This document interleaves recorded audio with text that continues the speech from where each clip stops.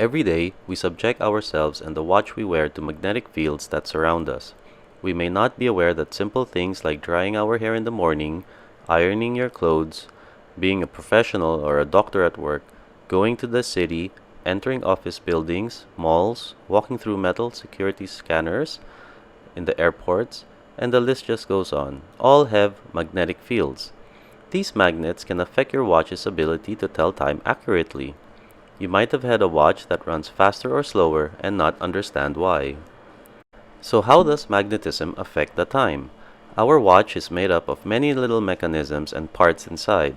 When the hairspring in your watch gets magnetized, the oscillation of the balance will become unstable, causing it to lose or gain time. This is basically the spring size becoming smaller or bigger, affecting the speed it moves, which affects the accuracy. If the spring becomes bigger, then it would take longer to move, making time late. And if the spring compresses or gets smaller in size, the time will move faster.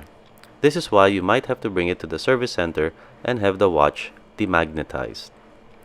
To help prevent this, watchmakers would first use soft iron inner cases to protect their movements from the magnetic forces. Let's take an example from IWC. Since soft iron is easily magnetized, it attracts the magnetic field before it can reach the movement inside. It doesn't keep the magnetism much longer when the source is nowhere present, which is not the same for steel. Remember, magnetism is the invisible force that threatens your watch's movement from being accurate. Another innovation watchmakers made was changing the parts inside, using materials that aren't easily magnetized, like the use of silicon springs, and also improving the balance wheel. So, anti-magnetic watches are those watches able to run and tell time with little deviation when exposed to certain magnetic fields. According to the international standard, or ISO 764, a watch must be able to stand direct currents of at least 4,800 magnetic fields. This means that despite being near or exposed to those fields, a watch should be able to keep time with a plus or minus 30 seconds a day accuracy on average.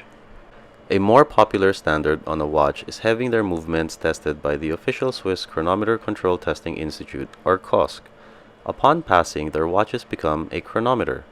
So the next time you see a watch dial with those letters across, that means that they are COSC certified, keeping an average time accuracy of plus or minus 5 seconds a day and have higher magnetic resistance. Many watch brands already produce COSC certified models, so there's many to choose from. We have to thank Tissot way back in 1930 when they created their anti-magnetic model, which became the first wristwatch to have the anti-magnetic properties. It was really Vacheron Constantin who was perfecting the idea, but only made them in their pocket watches. Other companies later on followed, the IWC Engineer, the Rolex Milgauss, and the Omega Railmaster, just to name a few. The Rolex Milgauss was released in the mid-1950s and had 1000 magnetic resistance, hence the mil in the name and Gauss being a unit measure of magnetic fields.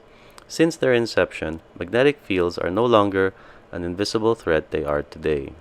Let's talk about Rolex and Omega's current leadership on this topic. It's no surprise that Rolex watches are all COSC certified. Yet, they further test their watches by another group in the Rolex laboratory. The result of this, retesting makes their watch a superlative chronometer, which assures the user of -2 to +2 seconds a day of accuracy. Today, all Rolex watches are superlative chronometers, even the newer dress watch 1908, which doesn't have the stamp on the dial. The Chroner G escapement and blue parachrome hairspring are said to be insensitive to magnetic fields. Omega watches also have 2 certifications. They are first COSC certified watches. They have the stamp on the dial and are very accurate time tellers.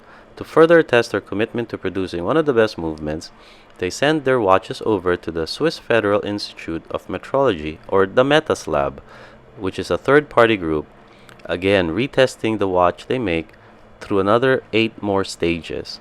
When they pass, these watches become master chronometers, with 15,000 anti-magnetic resistance, enough to go through an MRI machine, and keep time accuracy of just 0 to +5 seconds a day on average. Well, that's it for today. We hope you found this video helpful. Please hit the like and subscribe buttons below. Thanks again for joining me, and I'll catch you on the next one. Leave a comment. What watch would you choose?